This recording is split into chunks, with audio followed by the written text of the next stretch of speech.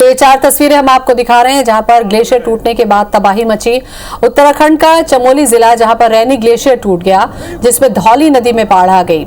इससे चमोली से लेकर हरिद्वार तक बाढ़ का खतरा बढ़ गया।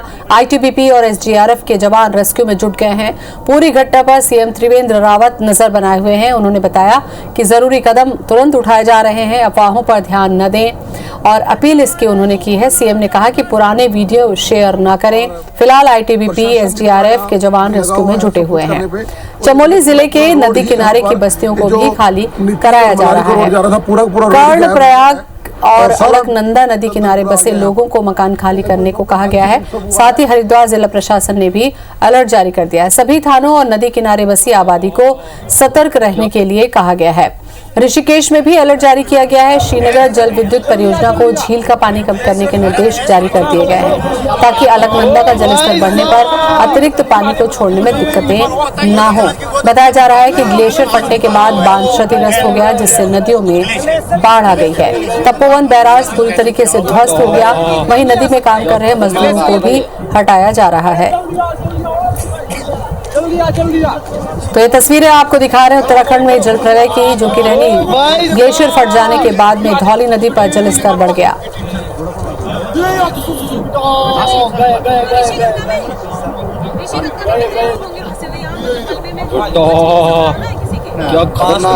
जो भागे होंगे वही है मैडम। पुलिस की एनडीआरएफ की 3 टीमें वहां पहुंच गई है।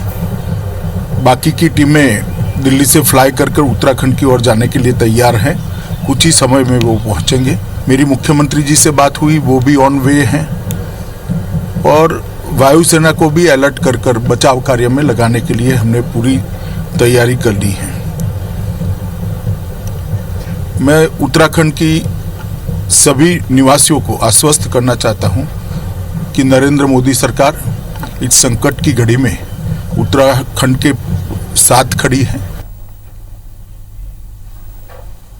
तो संकट की घड़ी में सरकार उत्तराखंड वासियों के साथ में है, लेकिन जिस तरीके से पहाड़ों में प्राकृतिक आपदाएं कब आ जाएं इसका अंदाजा नहीं होता। ये तस्वीरें हम आपको दिखा रहे हैं जब ग्लेशियर फूटने के बाद जल प्रलय की स्थिति मची। जोशीमठ में ग्लेशियर टूटा और अचानक तेजी से पानी ऊपर से नीचे की ओर बहने लगा। नदी का जलस्तर धौली गंगा नदी है जिसका जलस्तर बढ़ गया और भारी तबाही की उम्मीद इसलिए की जा रही है क्योंकि आसपास जो लोग बसे हुए थे, अगर उन तक सूचना सही मौके पर नहीं पहुंची तो वो इसकी चपेट में आ सकते हैं। रेस्क्यू में जुट चुके हैं एनडीआरएफ और एसडीआरएफ की टीमें पहुंच चुकी हैं।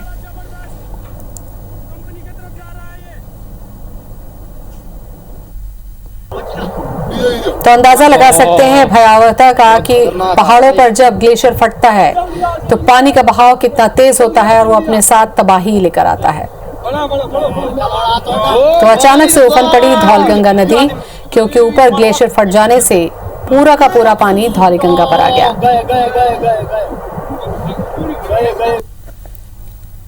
गई है। इससे चमोली से हरिद्वार तक का खतरा बढ़ा हुआ है। आईटीबीपी और एसडीआरएफ के जवान रेस्क्यू में जुटे हुए हैं। पूरी घटना पर सीएम त्रिवेंद्र सिंह रावत नजर बनाए हुए हैं। उन्होंने बताया कि जरूरी कदम उठाए जा रहे हैं, अफवाहों पर ध्यान नहीं देने की अपील भी की गई है। सीएम ने कहा है कि पुराने वीडियो शेयर ना करें। फिलहाल आईटीबीपी एसडीआरएफ के जवान रेस्क्यू में जुटे हुए हैं। वहीं चमोली जिले के नदी किनारे की बस्तियों को भी खाली कराया जा रहा है।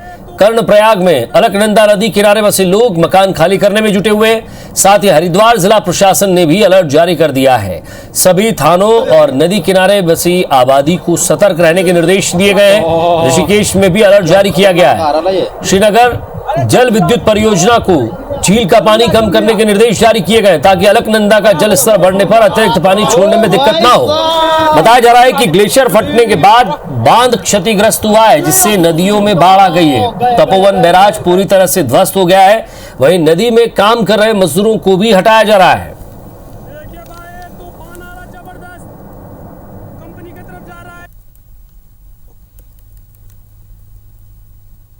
एनडीआरएफ की 3 टीमें वहां पहुंच गई है। बाकी की टीमें दिल्ली से फ्लाई कर उत्तराखंड की ओर जाने के लिए तैयार हैं।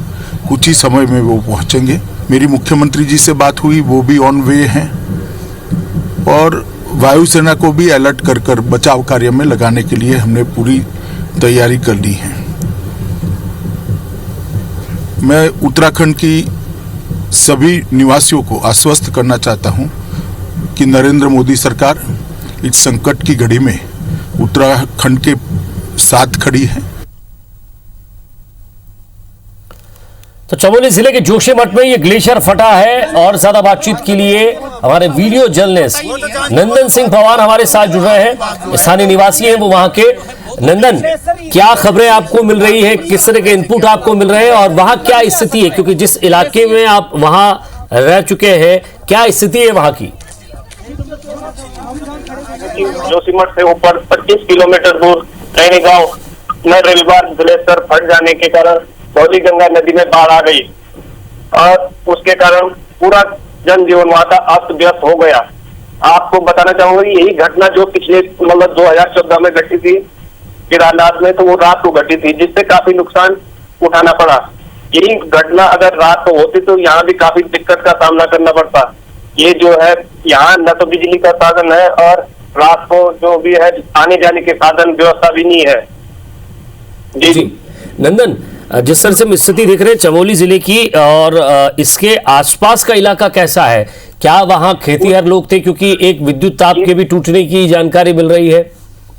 ये जो है पूरा पहाड़ी इलाका है, यहाँ आने जाने की सुविधा बहुत कम है। मतलब जो अभी है ये चढ़ाई मतलब उतराई ज्यादा पड़ती यहाँ पे। ये जो धौली गंगा में बाढ़ आई, ये आगे आके जो श्रीनगर है उसके आसपास के इलाकों को नुकसान का सामना देखना पड़ा है। जी नंदन, ये धौली गंगा का इलाका कैसा है? क्या नदी किनारे आसपास लोग बसे रहते हैं, खेती करते हैं वहाँ? ये धौली गंगा जो है पहाड़ मतलब ये बिल्कुल पहाड़ी इलाके पे है। जो भी है यहाँ बहुत बढ़िया खाइयां हैं और ये धौली गंगा जो है आगे काली गंगा रुद्रप्रयाग में आके काली गंगा से मिल जाती है।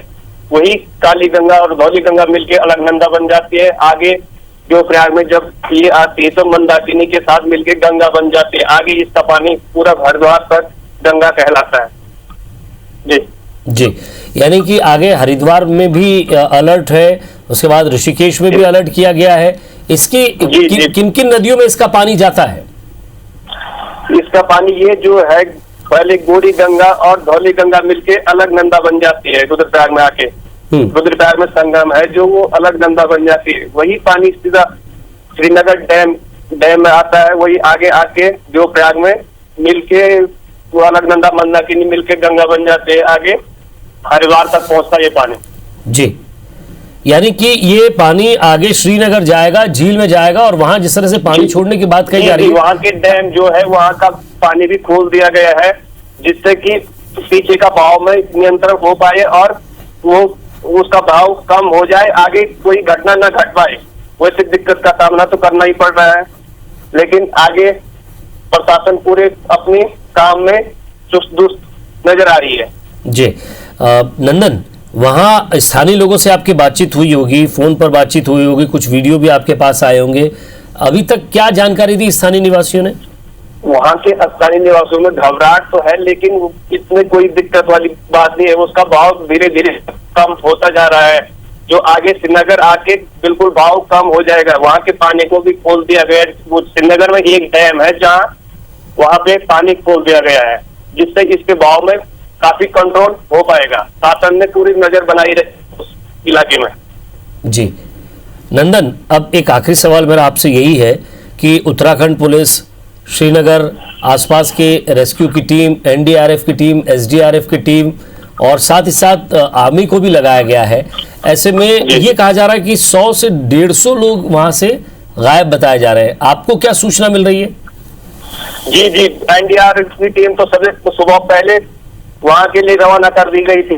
टीम तो उत्तराखंड से भी एक गाजियाबाद से तो वहाँ पहुंचाई गई है और आईटीबीपी की टीम भी वहाँ लगातार काम कर रही है। वो अपनी मतलब रेस्क्यू में एकदम लगे हुए हैं। जी नजर बना रखिएगा नंदन, आगे भी आपसे अपडेट लेते रहेंगे। बहुत बहुत शुक्रिया इस तमाम बातचीत के लिए।